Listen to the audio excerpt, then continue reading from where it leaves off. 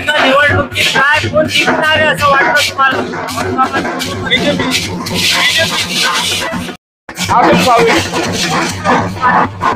काय केलं ते?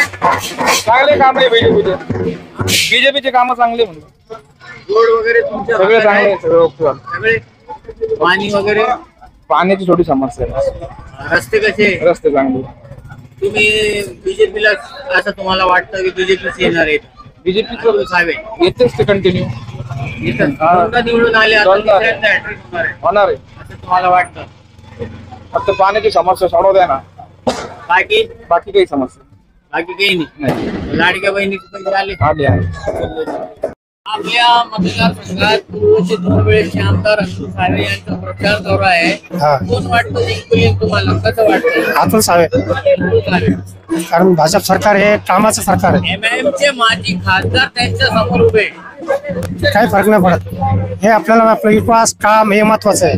काय केलं त्यांनी? 10 वर्षात आपल्या नाऱ्याचा पुरा टाळा प्लॉट करून टाकला ते भाजप सरकारने. वस्तीचे रस्ते कसे? रस्ते पाणी झाडू महाराष्ट्र आम्ही असे रस्ते आहे ना.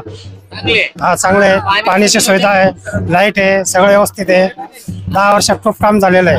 या भागातल्या लाडकी बहिणी कशा आहे? लाडक्या बहिणीचं ते आपण सगळे लाडक्या बहिणीचं.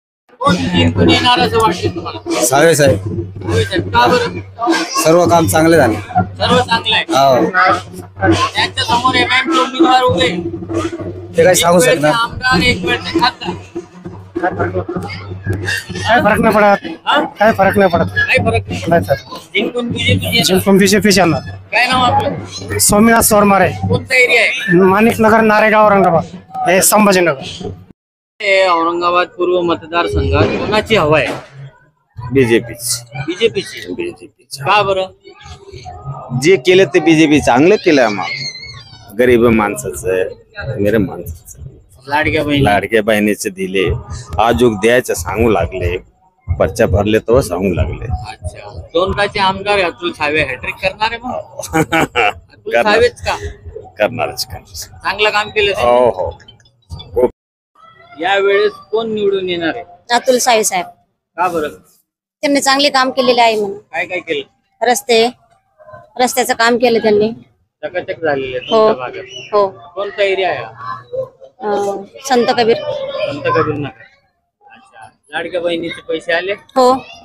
सगळ्यांना? हो, आले. आसपासवाल्यांना कोणाची काही तक्रार? नाही, काहीच नाही. त्यांच्या समोर दुसरे दिग्गज नेते उभे आहेत, एक वेळचे आमदार, एक वेळचे खासदार.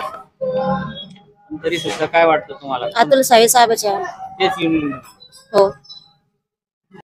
काय वाटतं यंदा कोण निवडून येणार आहे? 2 वेळचे आमदार अतुल सावे, एक वेळचे खासदार आणि आमदार इम्तियाज जलील.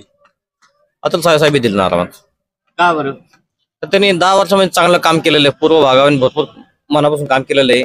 अच्छा. बीजेपी चांगले सांसद आहे. वादविवाद कुठल्या गोष्टीचं नाही, प्रत्येक समाजाशी मिळून मिसळून घेतात.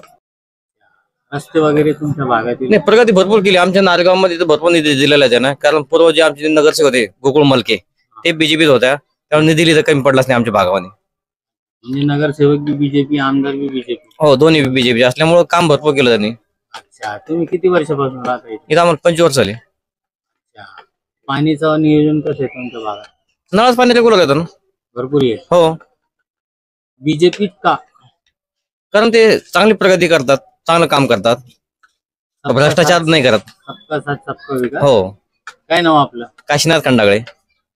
सावे साहेबांच्या विकासाच्या कामामुळं आणि त्यांनी घेतलेल्या निर्णयामुळं आम्ही सावे साहेबांना मतदान करणार आणि लाखोच्या मतांना त्यांना निवडून आणणार. आम्ही मी राष्ट्रवादी काँग्रेस सेवा दलाचा प्रदेश उपाध्यक्ष दशरथ मानोतकर बोलतोय. आमची युती असल्यामुळं आम्ही या प्रचार याच्यात आम्ही सहभागी आहोत. माझं नाव दशरथ मानोतकर, प्रदेश उपाध्यक्ष राष्ट्रवादी काँग्रेस सेवा दल.